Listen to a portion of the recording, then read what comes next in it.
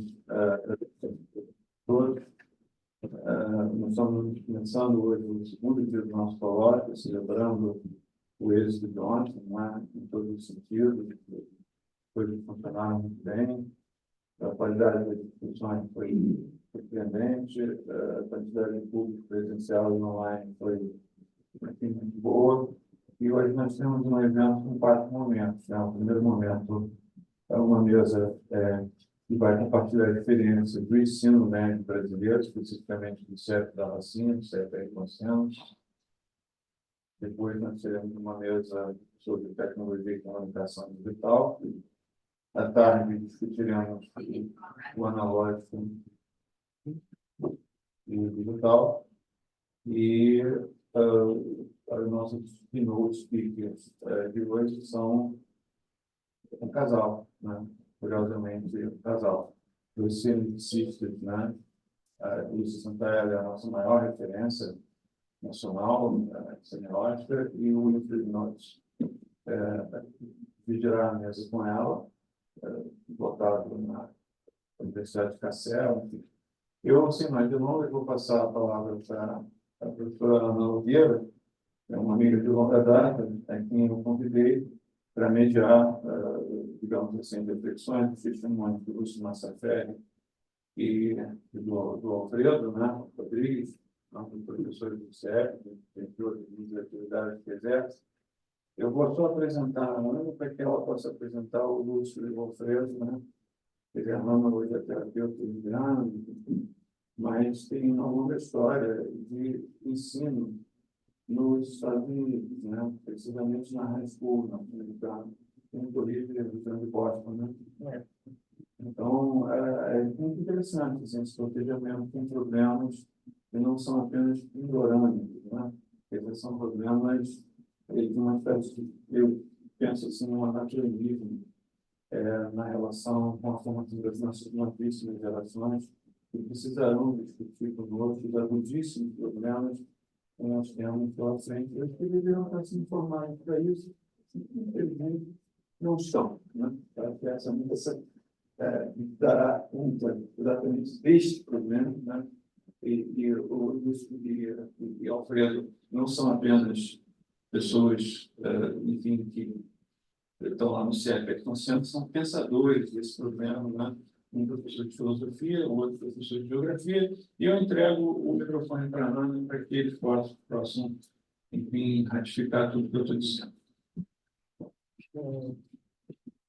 Tem uma coisa que eu acho mais importante do que ter dado a aula em Boston, que foi ter dado aula de teoria. Em escola pública daqui, que me fez comparar, né? Se eu não tenho experiência, mas eu dei aula em escolas públicas, né? Tanto aqui no Rio de Janeiro como em Teresópolis. E aí é mais gritante ainda o contraste, né? Entre os dois sistemas. Bom, então hoje aqui a gente tem o prazer de ter o professor Lúcio. Eu fiz uma colinha aqui para não me confundir, que é professor de filosofia e psicologia no ensino médio e universitário, é psicanalista, doutor em filosofia pela FRJ, é membro do núcleo de pesquisa e estudos em educação digital no ensino médio, PAPES, né? E implementou a disciplina criação de perfis para videogames. Isso eu acho bem interessante, no departamento de informática da FATEC. Tá? E o professor Antônio Alfredo Rodrigues, que é professor de Geografia da Rede Pública de Ensino e diretor adjunto do CIEP, a Ayrton Senna, que foi o CIEP que eu conheci, onde eles têm esse projeto. E é geofísico marinho pela UF também, e trabalha com oficina de drone. Eu também achei assim, super interessante para a gente discutir isso em relação à questão do ICMT, a oportunidade dos alunos têm de aprendizado. Então, é isso. Eu queria passar a palavra para a primeira professora. Bom dia a todos. É uma honra estar presente aqui, convidado para esse evento. Agradecer ao professor Eliganeira pelo convite e pelo trabalho, né, nesse projeto, entre outros aqui da PUC, e em especial agradecimento ao professor João Timbó, meu diretor-geral, que sem o apoio dele, esse projeto não teria eficácia, não seria desenvolvido como foi. Então, esse agradecimento, eu sei que ele deve estar vendo a gente lá no CE, na transmissão online. Grande abraço, meu amigo Timbó, e obrigado pela oportunidade. Primeiramente, assim, seria legal a gente fazer um pequeno histórico do que é o projeto. Sou professor de escola pública há mais de 20 anos, trabalhando no município, em primeiro lugar. E nesse projeto, né, e tem cerca, assim, aproximadamente 2 anos, cujo objetivo principal é a investigação do que os alunos, de como os alunos se relacionam com o meio digital, através da criação, né, de uma proposta de uma sala multimeia, uma sala que está entre nós, deveria ser comum a todas as salas de ensino, né, público do Rio de Janeiro. Não tem nada demais da sala, mas ela causou um frisson na escola. Por quê? Porque a gente vive sempre a precarização de infraestrutura. Quando chega alguma infraestrutura diferenciada, todo mundo quer usar. Então, esse foi o primeiro caso de sucesso, que é a criação da infraestrutura. Então, esse projeto ele tem como objetivo fazer diversas ações centradas nessa sala. Um survey que foi aplicado pelo pessoal, né, da equipe da PUC, com cerca de 300 alunos. Nós temos 1.184 alunos no CEP, chegando a ter 1.600 alunos. A nossa meta antes da pandemia era 2.000 alunos.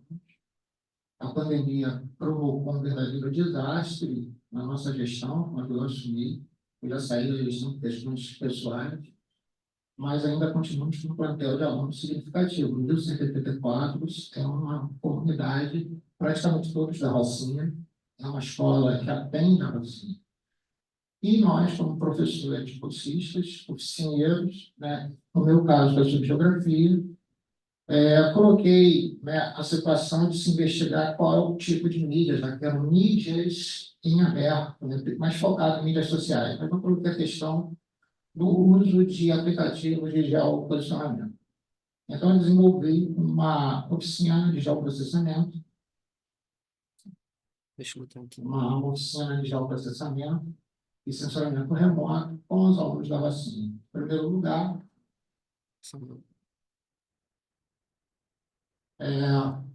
desenvolvendo uma competição de fotografia digital dentro da comunidade. É difícil colocar os alunos de uma comunidade à noite, trabalhei com o público da noite e da tarde, para tirar fotos dentro da comunidade. Eu desenvolvi uma busca de usuários no Google Maps. Por que o Google Maps? Porque ele saiu do survey e foi aplicado, fazendo parte do escopo do projeto. Além, esse aí é o resumo, né, do que é o projeto, né, buscando essa interdisciplinaridade. É muito legal esse diálogo entre a academia e nós, professores, que estamos lá na ponta, na sala de aula, né? Eu digo, eu sou professor de chão de escola, né? Então, o professor chão de escola, aquele professor que é o seguinte, dá aula sem um desses recursos que estão aqui disponíveis, às vezes, sem ar-condicionado. Então, imagina hoje, você numa sala de aula, com calor, nessa onda de calor, sem ar-condicionado, tentando fazer com que a relação ensino-aprendizado aconteça. É muito difícil. Às vezes, você tem que pular de fora da escola para que você tenha uma sala aerada, melhor do que você dispõe. Então, nós temos aqui o resumo e essas fotos que vêm a seguir, né, que nós desenvolvemos também a questão do letramento digital. Letramento digital envolve, né, a habilidade de alunos, né, que eles precisam ter, né, nesse novo mundo digital, e nós usamos o Google Earth associado aos conceitos de geografia, do BNCC, e que eu trabalho com eles, lugar, território, paisagem, e nós usamos o aplicativo para que eles, através de ferramentas em função do aplicativo, pudessem fazer comparações entre o território da Rocinha e o território do Vidigal. Então, esse mapa ali, os meninos ali trabalhando na sala que ficou genericamente conhecido como a sala da PUC, na escola. Então, assim, o referencial, né, o topônimo, né, estou usando bastante termos geográficos, desculpa, porque é uma informação, né, eu sou da área de geoprocessamento, de geofísica. Então, assim, o topônimo que se tornou a sala, né, uma referência geográfica, inclusive na escola. A aula vai ser aonde? Vai ser uma sala da PUC. Então, ficou conhecido, ou a sala do Alfredo, porque às vezes eles têm a mim como referência. Então, aí tem o resultado do nosso trabalho, está aí atrás, aí, o comparativo de territórios. Eu coloquei a seguinte questão: se tivesse uma calçada em volta da comunidade, quantos quilômetros teria essa calçada para a gente correr? Então, deu 3,6 quilômetros, até achei pouco. Inclusive, tem a participação de alunos autistas nesse mapa, tá? A gente já está trabalhando com alunos especiais. Era uma oficina feita de 4 da tarde às 6, aberta. Então, o aluno que estava de bobeira, que estava em horário vago, ele ia chegando, e o que é isso? Que sala é essa? A curiosidade é a primeira coisa, né? Então, não foi nada forçado. E, claro, que nós desenvolvemos outra estratégia diretamente com os alunos, que eu vou falar em seguida.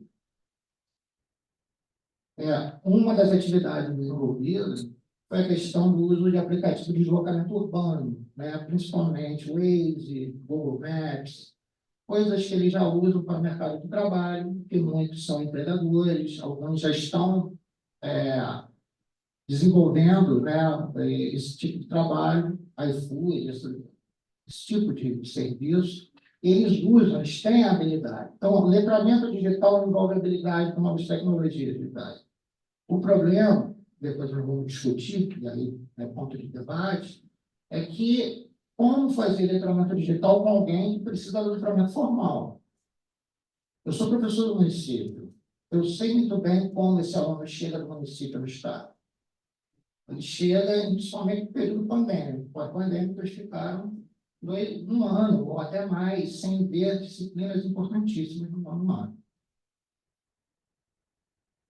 E aí a novidade, né? A joia da coroa, que eu achei, foi a introdução de uma tecnologia que está na crista da onda, principalmente por causa da guerra da Ucrânia, o uso de drone. A guerra da Ucrânia tem mostrado que, Davi Golias, né, um drone de $500 pode destruir um tanque de milhões de dólares.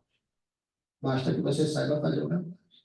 E eu descaracterizei o uso militar do equipamento e foquei no mercado de trabalho. Como pensar drone numa área conflagrada, que teve várias pessoas dizendo isso não vai dar certo. O primeiro tiro no pé foi do esporte escolar. Isso não vai dar certo, é uma área de comunidade, cuidando com artilharia antiaérea, etc. Isso tudo foi planejado de acordo com a escolha do equipamento. É um drone de uso pedagógico, né, o DJI-Tel. Ele é programável, então a gente ia desenvolver a questão de programação com Python, Scratch, ou seja, o projeto ele vai se ampliando, né? Porque quando a gente fala em projeto na área digital, é um guarda-chuva muito amplo. Então, a gente consegue ir por vários caminhos. E como a gente tinha essa liberdade de estudar a geografia, falei, por que não? O drone é de uso privado, né? Eu comprei para eu usar em sala de aula. Vocês podem observar que ele voa bem dentro da sala de aula.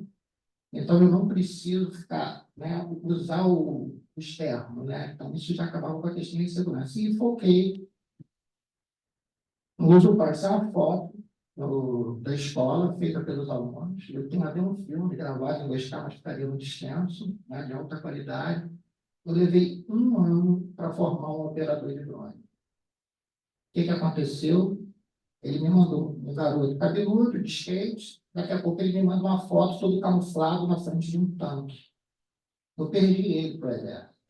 Cara de serviço militar, né? Acabou, ele ia trazê-lo para ele fazer o seu depoimento aqui. Ele está em regime de semi-internato, preso no quartel. Com certeza o exército vai me agradecer por ter formado um operador de drone. O básico ele já sabe. Essa foto ele tirou da comunidade. Ele, inclusive, já foi chamado para filmar a formatura. E nós tivemos um objetivo prático, que é a vistoria do prédio. Nós usamos a oficina de drone para a vistoria predial, incluindo a entrega de um relatório oficial ao diretor-geral da escola do estado do prédio. E ele usou está usando essas fotos para pedir tinta, pedir manutenção para o CEP. Ou seja, o garoto já está empregado. E ele sentiu isso. E ele falou, Pedro, quanto que está um drone desse nível? Eu falei, não, parado. Adquirimos 8 drones. Demorou porque veio da China. Um drone melhor, uma especificação melhor, e a gente ia aumentar a oficina, né? Então, assim, a minha parte no trabalho como professor foi desenvolver novas técnicas, novos procedimentos, o uso de novas tecnologias como instrumento pedagógico de ensino, né? E mostrar para eles, né, que essa é uma tecnologia que já está disseminada, não só aqui no Brasil, mas no mundo, mas que pode ser usado para o bem também. Pode ser usado para ele ganhar um dinheirinho, fazer um audiovisual, fazer um trabalho técnico, porque o diretor não precisa colocar um andaime para fazer a vistoria no prédio. A gente pode fazer uma vistoria visual, claro, né? Não uma percussão do material do prédio. Então, o resultado final, para encerrar, foi muito exitoso. O sinal é que eu achei que ia ter mais aceitação pelos nossos alunos, né? Os alunos vinham e se interessavam e daqui a pouco voltavam para a sua bolha, que era a sala ou pátio, fazendo o screen roll, né? No celular, sem parar, quando eles tinham disponível uma oficina bacana para eles. Até, poxa, vocês reclamam que o ensino público não tem nada. Quando tem alguma coisa, vocês voltam para a inércia do que vocês já estavam fazendo. Eles se interessaram. Pô, o que é isso? Pô, qual é a hora da oficina? Mas a procura foi um pouco baixa. Tivemos que mudar a estratégia, trabalhar diretamente com as salas, o que melhorou o alcance do projeto. Então, é isso, um projeto que realmente alcançou várias etapas propostas, mas ainda tem muito a dizer. E o Lúcio está aqui presente, ele vai falar um pouquinho sobre a parte dele, né? Porque o projeto são 4 oficinas, né? 4 professores oficineiros desenvolvendo. Tem outro professor, o professor Breno, só para encerrar, que trabalhou comigo junto na oficina com a área de sociologia, né? Eu trabalhava com conceitos de geografia e o professor Breno trabalhava comigo com os conceitos sociológicos. E foi muito legal essa parceria. Agradeço a PUC pelo momento. Eu acho que esse coloca um bloco importantíssimo dentro dessa nova era e esse diálogo. É muito difícil um professor de escola ter esse espaço. Há muito tempo que eu não entrava na universidade para falar. Então, assim, agradeço mesmo o dia de hoje. Obrigado a todos.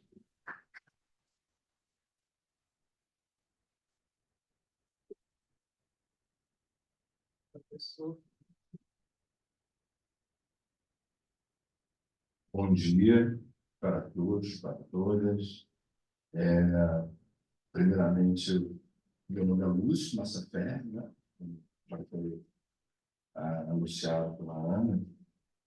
E eu gostaria de agradecer a oportunidade de estar aqui com vocês nesse colóquio, né? Agradecer ao professor Edgar Guia, agradecer também ao professor João Timó, que é o nosso diretor, e também agradecer à Secretaria de Educação, né, porque ela está em parceria também com isso, e foi necessário o aval, digamos assim, dela, para que a gente pudesse estar atravessando, né, essa floresta de desafios que tem sido, né, o projeto ainda está em curso, né, para uma etapa final nossa, né, em alguns meses. Enfim, muito feliz de estar aqui e vamos lá. O que eu tenho para compartilhar hoje com vocês a respeito do trabalho que me coube, digamos assim, né, da parte específica que eu tenho desenvolvido junto com os alunos na escola, a primeira coisa que eu devo dizer é que, assim, havia uma certa angústia, né, minha como professor, no início do trabalho. E isso é devido, tem que citar essa coincidência, né? Tem aqui uma colega junguiana, a sincronicidade de receber a notícia hoje de que na Câmara, né, dos Deputados já está em uma reversão, né, do danoso, do maléfico, do novo ensino médio, né? E parte dessa angústia, que eu estou de início aqui colocando para vocês, vem justamente de ser um professor de filosofia e de psicologia, mas lá no CIEP, eu não dou aula especificamente de psicologia, há anos que é muito desagradável, é sofrido para os alunos também, a gente tem que conviver com essa retira tempo da disciplina, com o tempo da disciplina, extremo, aí tira dos outros colegas também de áreas próximas, né, também de humanos, e não somente, no ensino médio agora,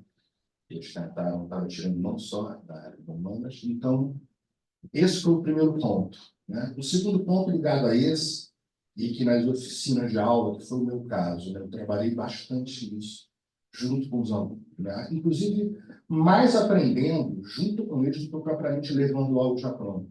Foi tentar reconstruir, refazer, acho que a palavra melhor é essa, refazer um espaço onde tanto metodologias como os recursos didáticos pudessem se adequar mais a uma era, digamos assim, né, que nós estamos vivendo já há um tempo que avança cada vez com mais velocidade, de tecnologia digital, está entrando em nossas vidas, em sala de aula também.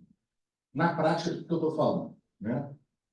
Eu percebia, eu sentia isso em sala, né, muitos colegas falando, né, que aquele modelo, né, que eu cresci com esse modelo, na época, chamava-se científico, segundo grau e tal, muito quadro em sala, né, os estudantes prestando atenção ali naquela relação professor em frente de sala, expondo, apresentando, uma outra vez algumas atividades. Isso estava já entrando em choque, já, eu percebi que em 2011, 2012, isso muito em choque. E na sala da PUC, né, que também tem um apelido de sala digital, com alguns alunos da sala digital, sala da PUC, aquela sala que a maioria, né, esmagadora deles gosta, né, e foi uma novidade, né, proporcionou a gente recriar. E aí, vamos lá, né, recriar o quê? E aí vem essa parte que a gente vai, no final, a gente problematizar esse aparelho aqui, que ele pode ser o smartphone touch, né, ele pode ser usado como um recurso extremamente interessante na aula, em pesquisas e tal também, mas ele tem um outro lado, que é um problema, que eu não vou falar de cara aqui agora. Então, com eles, as aulas, olha, gente, foram mais de 30, né? O que eu chamo de seria uma espécie de uma oficina, 35, 40 aulas, né? Eu fui sentindo eles, ouvindo opiniões e demandas e tal, e levando coisas que eu queria para dar esse novo, proporcionar esse novo espaço. Vou dar um exemplo aqui. A gente usou muito em sala assistir episódios de séries, documentários e filmes, né, tanto para trabalhar a parte de conteúdo, né, como para desenvolver com eles uma transição de aula, por exemplo, alunos que foram meus alunos do terceiro ano, né, e no primeiro ano, que estão no terceiro ano, de uma sala de aula que tem TV, que tem internet veloz, que tem notebooks e que a aula pode ser dada sem ficar só uma exposição, apresentação em quadro, ou texto lido e tal.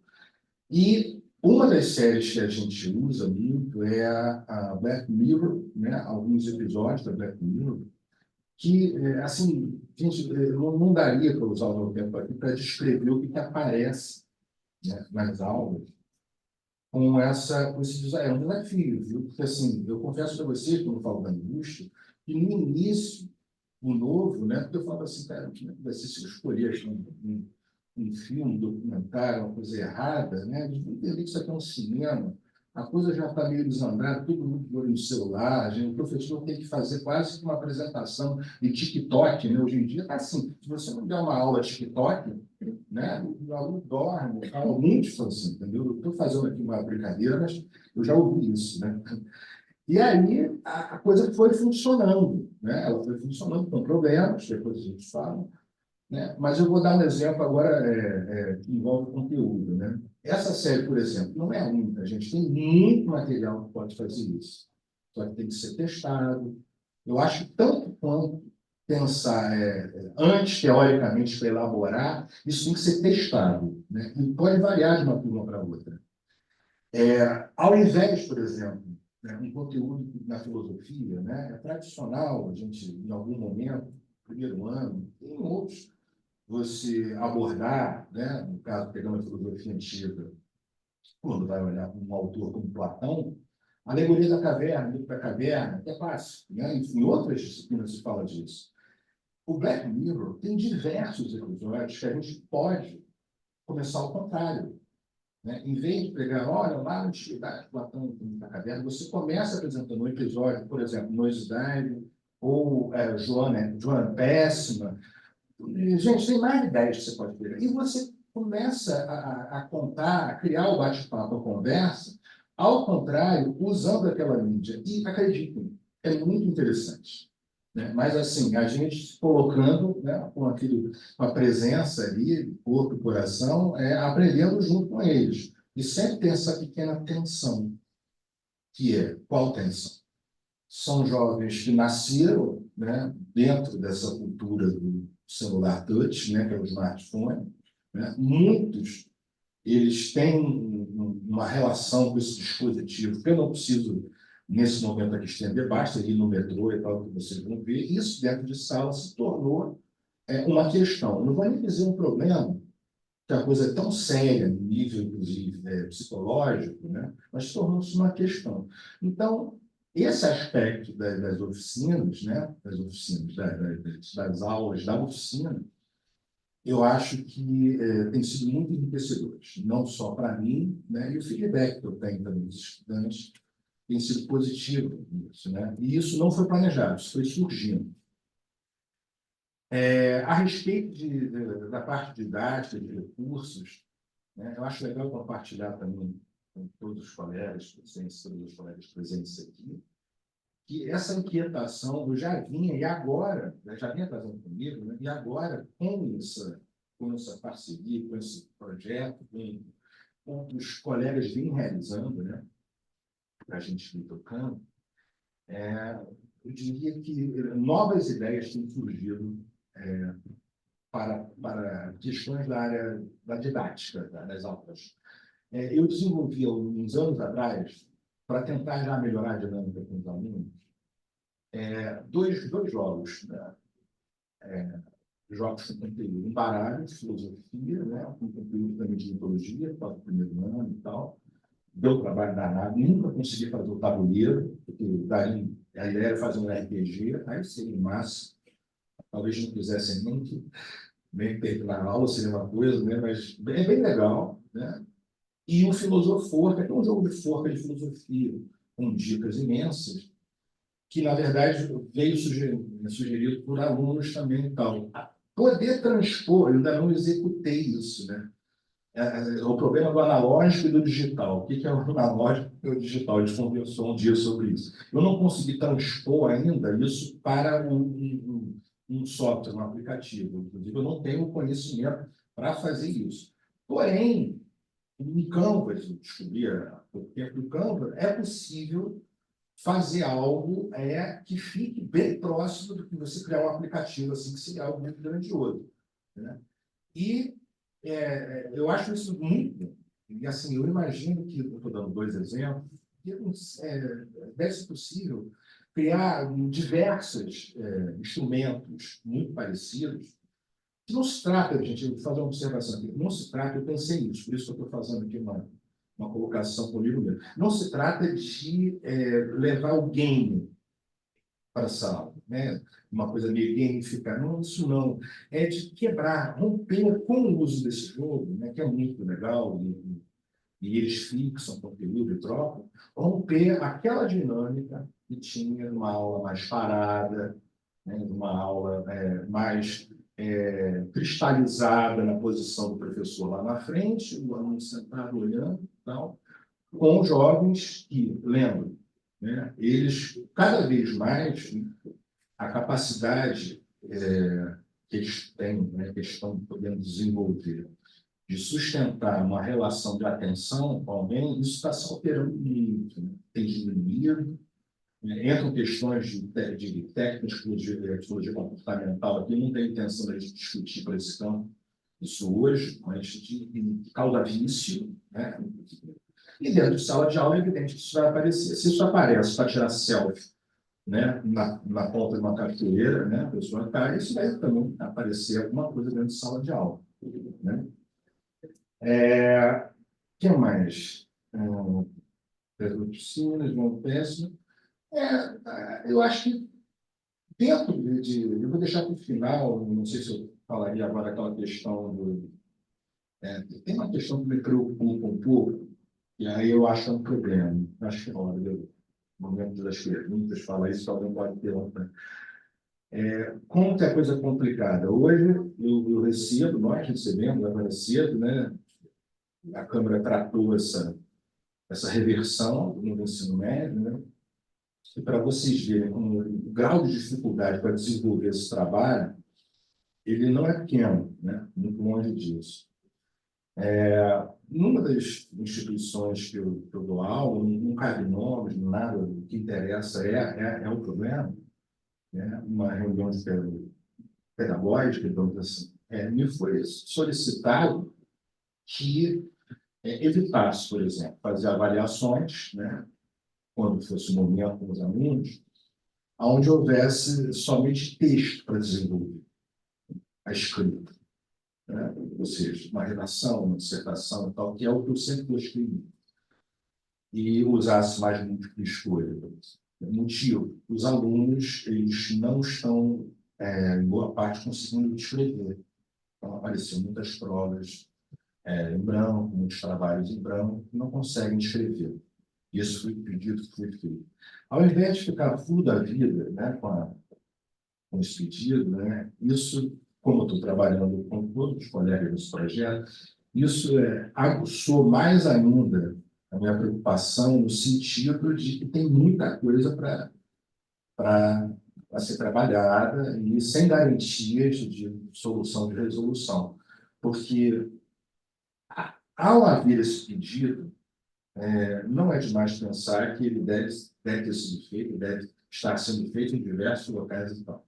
Isso é um sintoma, né, de que há uma dificuldade grande, né, dos nossos jovens de letramento, nem letramento digital, letramento mesmo, de lidar com as letras, né? Lidar com as letras, lidar com a fala, lidar com a articulação, com os contatos, com os diálogos, e lembrando, tá, gente, eu sempre, quando aplico um trabalho desse, eu insisto, eu falo, gente, escrevam como vocês quiserem. Usem as palavras que vocês quiserem. Então, eu vou tentar entrar na fala de vocês, valorizar ao máximo, então, e não sai, né? Não sai, ou seja, é travado. E aí, como é que fica? Né? O NEM, pensando em Enem, e como é que fica a vida depois do terceiro ano, diante de um problema como esse? Né? Que eu acho um problema grande. Veja bem, o problema grande que eu estou falando não foi o pedido, a sugestão que me foi feita. Foi uma sugestão, não foi uma ordem, nem nada disso. Foi esse sintoma gravíssimo de uma realidade que está aparecendo assim. Né? E que no momento que a gente está lidando com o letramento digital também, e que envolve uma série de recursos, não é só, né, o Word, Excel, não, aplicativo de navegação, né, saber baixar um software, saber subir um vídeo, uma música, tudo que envolve. Né? O que é o compartilhamento? O que está por trás? O que está por trás? Eu já fiz isso em sala antes. O que está por detrás da dinâmica de um TikTok ou de um YouTube, que são, né, de donos diferentes, para ficar oferecendo aqueles quitutes daquela maneira, né, fazendo com que eles salivem, né, não consegue sair da dinâmica dos vídeos um atrás do outro, hora e tal, que tem uma dinâmica ali, né, de condicionamento ali, para fluxo de dopamina, para fazer com que a pessoa fique mais tempo para propagandas e tal. Tem toda uma estrutura, né? Não é nem por detrás, não é na frente disso tudo, e que na ponta vem esse problema do letramento. Ou seja, o recurso que nós temos para a gente conversar, se encontrar, que é a linguagem, é a palavra, na hora do registro da escrita, isso não sai. Isso é visto em sala, gente. Isso é visto em sala de aula. alunos e alunas, assim, pessoas que você vê que são pessoas adoráveis e tal, mas eles estão travados, alguns falam isso. Eu não consigo escrever, professor.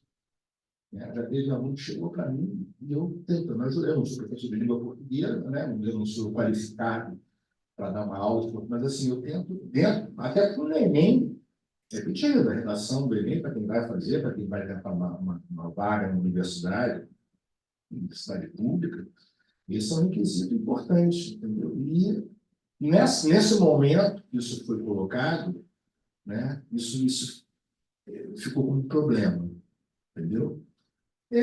Eu acho que a gente podia partir para, né, para essa etapa. É isso que eu tinha para compartilhar. Eu não sei se já passou aquela imagem do João Péssima, já?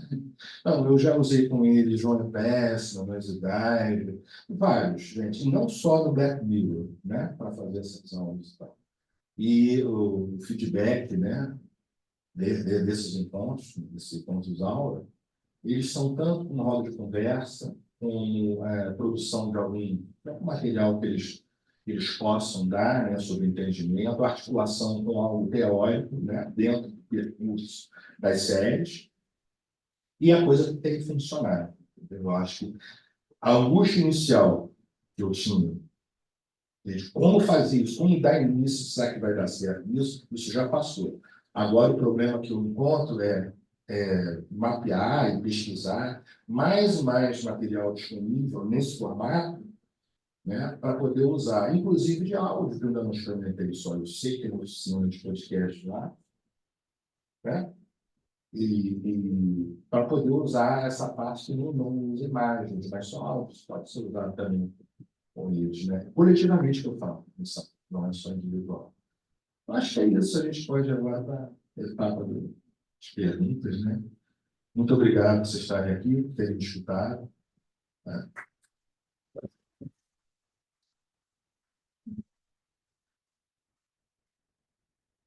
Muito obrigada, dona Pedro, muito obrigada, Lucy.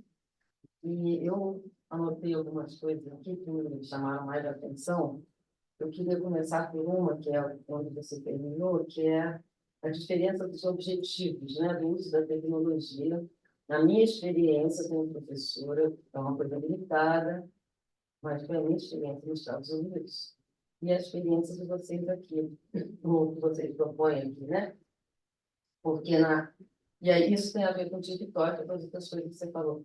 Porque lá é uma coisa da didática ser colocada numa tela, que não é nem a televisão, é uma tela e uniformizada para todo mundo, né?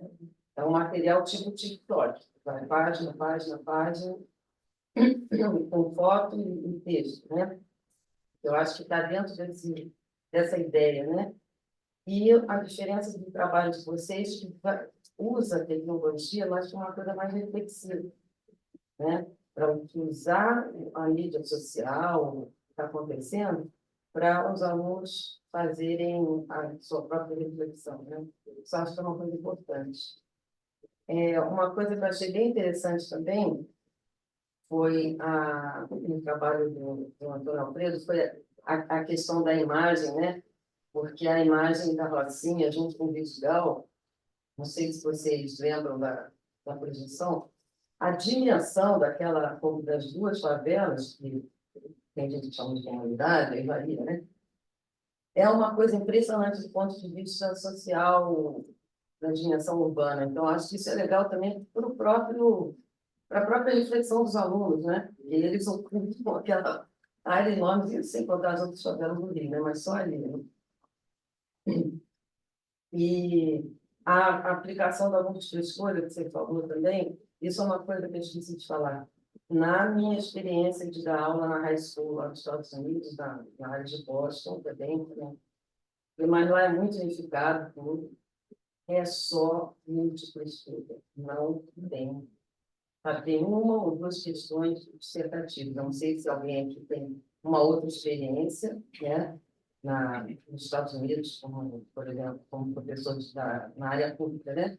Então, acho que isso é uma tendência mesmo, de fechando cada vez mais a possibilidade do aluno aprender alguma coisa. Eu tenho uma neta de 17 anos, por exemplo, que não sabe escrever. Ela escreve umas coisas horrorosas que eu fico corrigindo, né? Apesar de viver o tempo todo ali na telinha. Né? Então, isso é uma barra. Aí, enfim, eu queria abrir para vocês fazerem perguntas, professores e professores. Né?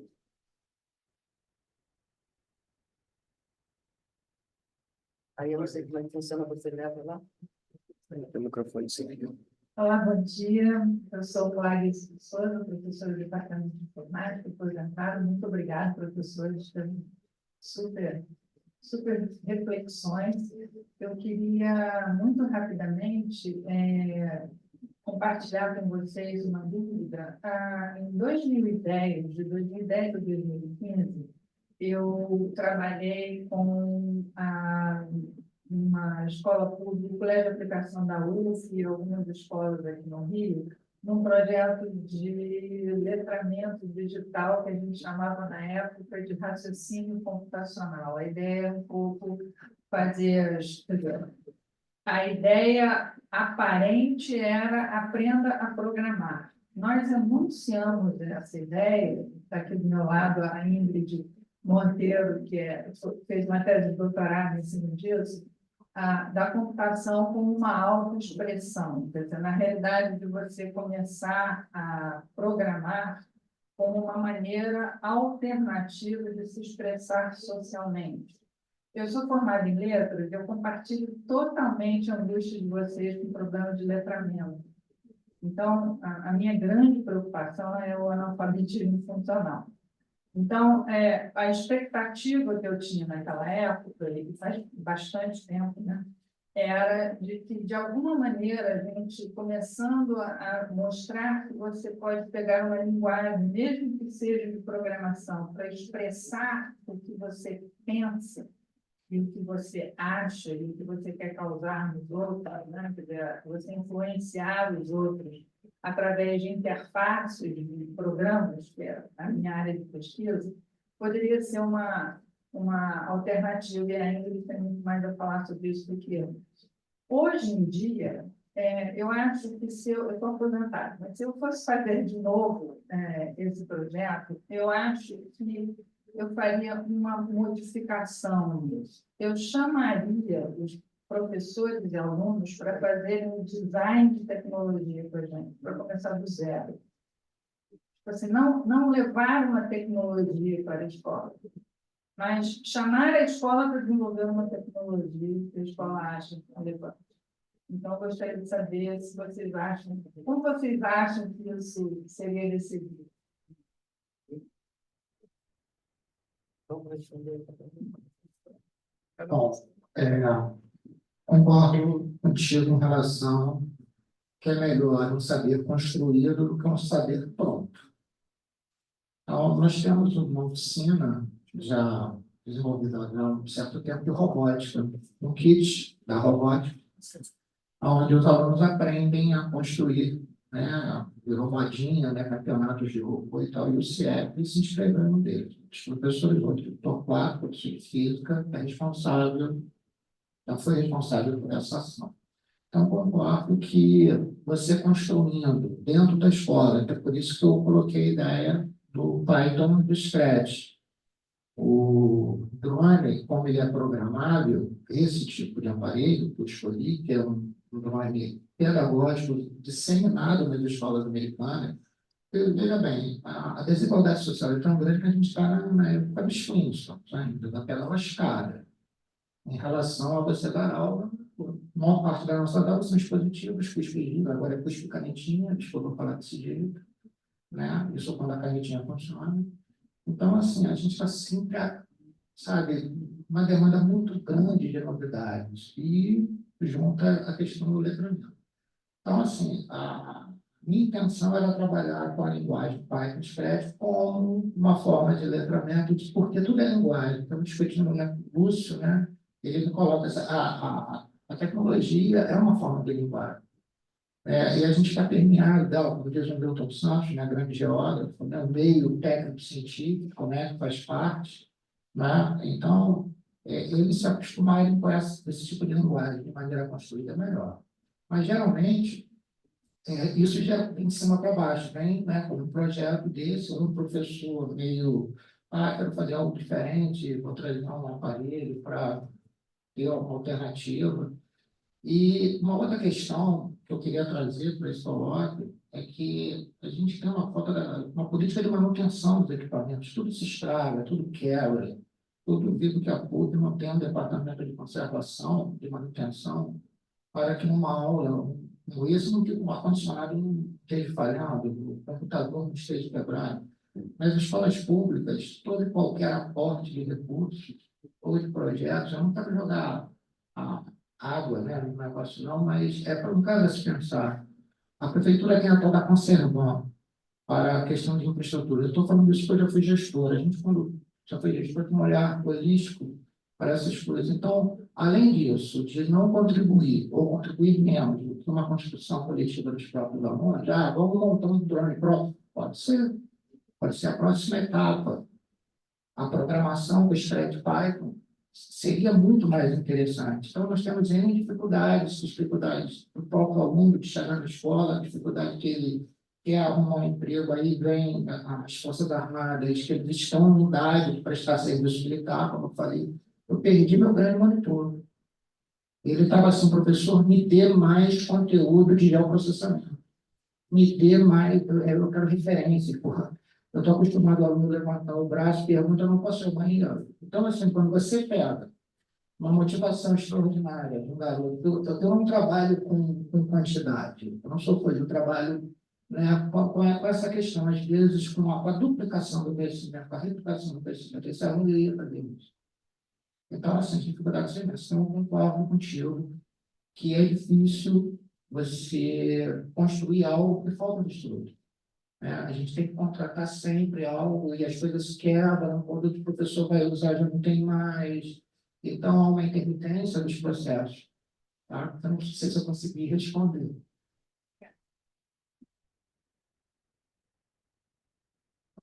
Também. O que você estava falando, que você colocou, me remete a duas coisas. Uma delas é que me trouxe à memória, na época que eu trabalhei na FAETEC, eu fui professor substituto de lá no departamento de informática, num curso de videogames técnico para jovens, né? E eu era o responsável pela disciplina que era a criação de perfil para videogame. E nunca tinha existido. Então, foi uma loucura. Primeiro, foi uma loucura ter aceitado. E a mais loucura ainda está fazendo lá. Porque assim, eu criei o negócio sem ter parâmetros, né? Fui pegando e tal, assim, anteriores. E eu estou dizendo isso por quê? Porque a gente percebeu que tinha professores de informática, um laboratório muito bem equipado, um computador para cada um ambiente dual boot, Windows e Linux e Unix para fazer os games. Essa não era a minha parte era o perfil.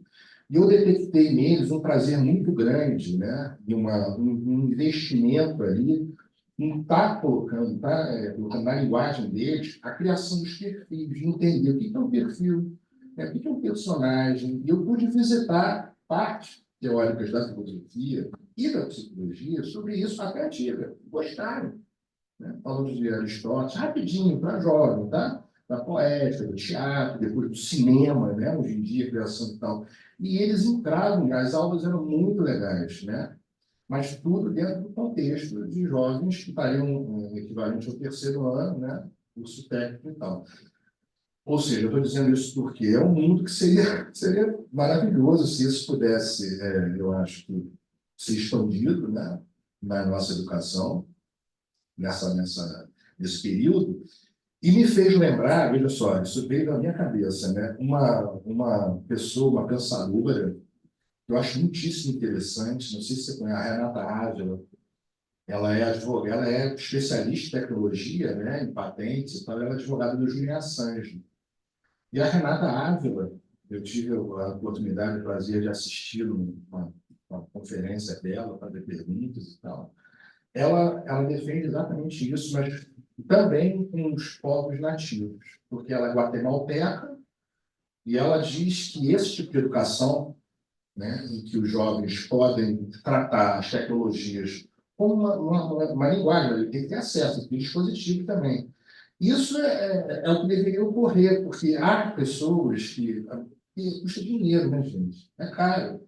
Aí olha, e aí os nossos jovens têm isso aqui, né, Alfredo?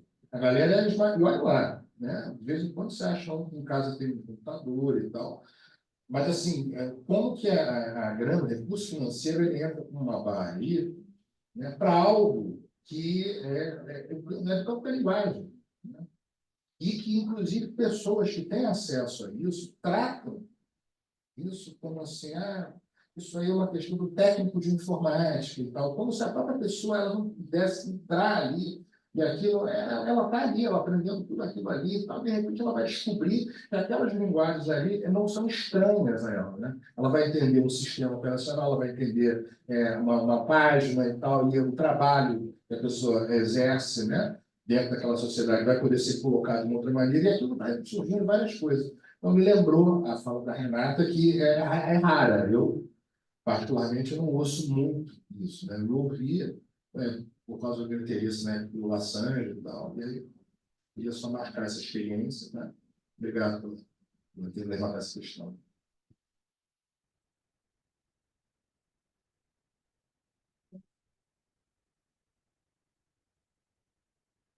Bom dia, obrigado pela fala, foi bastante interessante.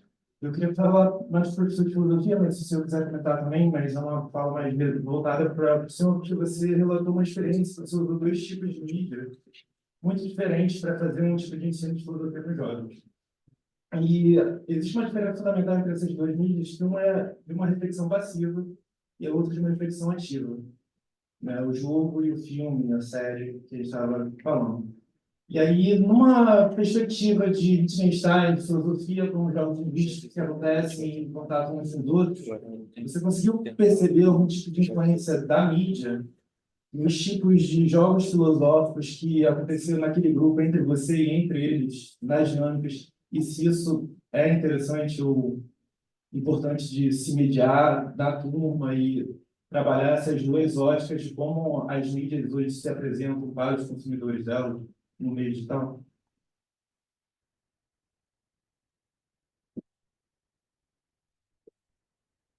Vamos lá, como é que é o seu nome?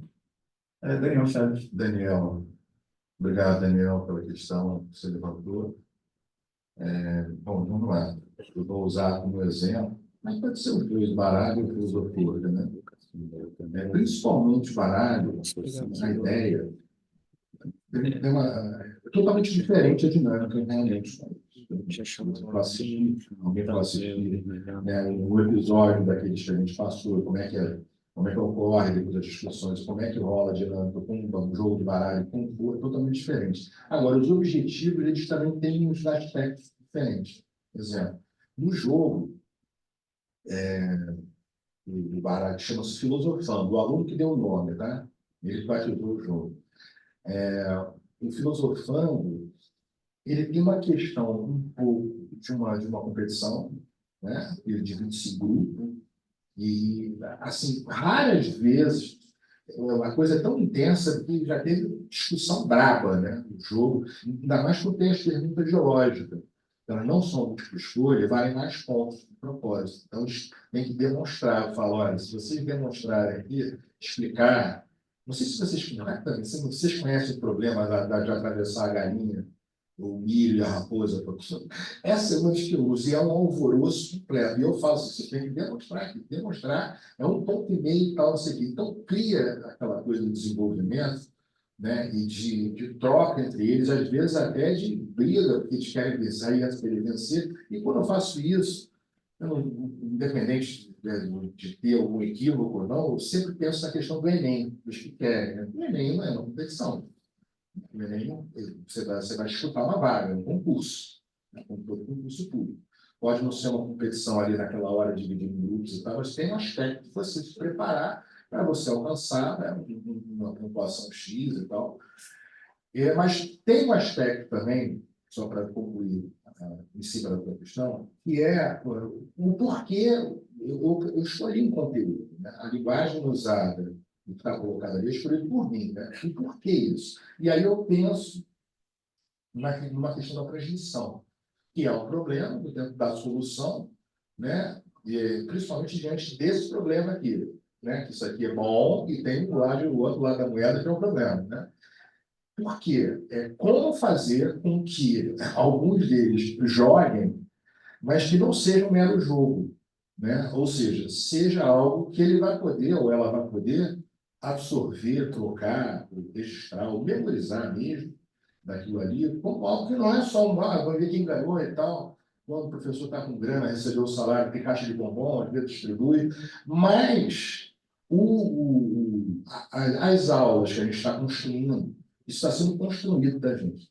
Eu não estou colocando para eles, isso é construído. Eles participam, eles escolhem, eles criticam, isso é chato, isso está ali, isso aqui e tal.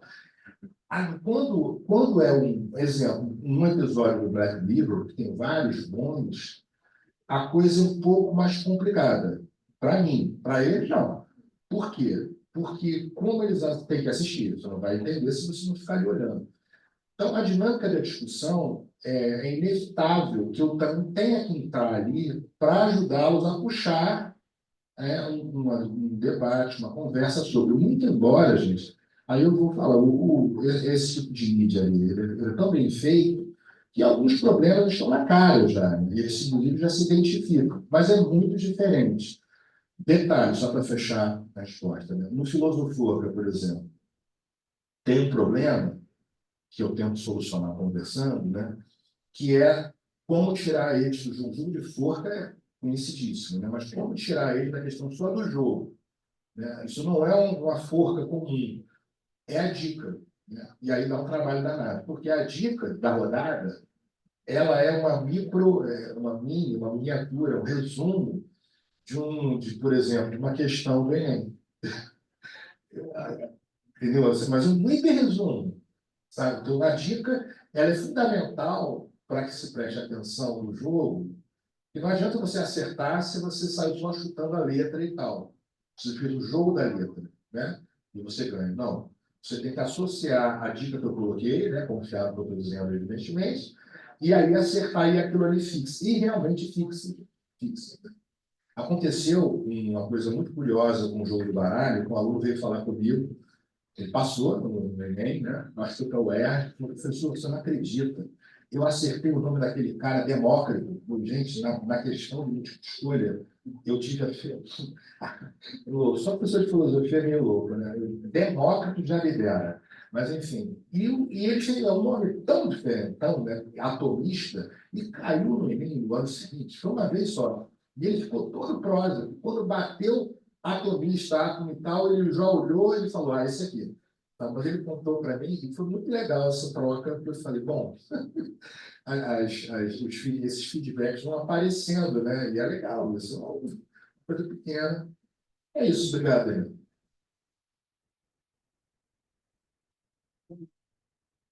Olha só, é muito triste, mas eu acho que a gente vai ter que parar, né? Que agora que está esquentando, que eu mesmo tenho pergunta que eu gostaria de fazer, mas vou fazer depois. Então, eu queria agradecer todo mundo, agradecer principalmente os professores que estão aqui, agradecer os organizadores, e infelizmente não tem que parar, então não dá. Muito obrigado mesmo.